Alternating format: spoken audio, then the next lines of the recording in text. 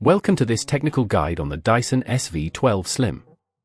We are Kelatos Informatica, specialists in technical repair.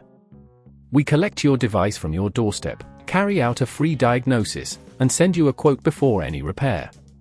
No phone calls, no trips to the shop. We are based at Calle Joaquín María López 26, Madrid. Convenient, transparent and professional. Link in the description. If your Dyson SV12 Slim is vibrating like mad and barely picking anything up, you're not alone. This issue can occur due to a failing motor or blockages in the system. If left untreated, it can lead to more severe damage, resulting in costly repairs.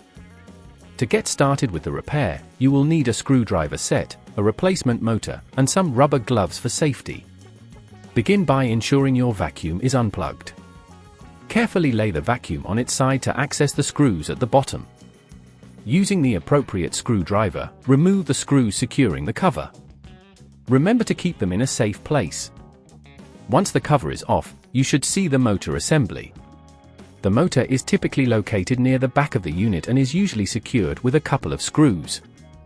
Remove these screws gently, applying steady force to avoid stripping them.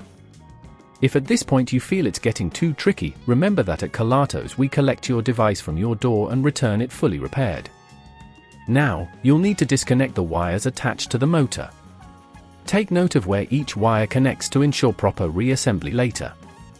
Once the wires are disconnected, carefully lift the motor out of the housing. Be cautious not to damage any surrounding components during this process. With the old motor removed, take your new motor and place it in the same position, making sure it aligns correctly with the housing. Reconnect the wires as per your earlier notes. After securing the new motor with screws, replace the cover of the vacuum, ensuring all screws are tightened properly.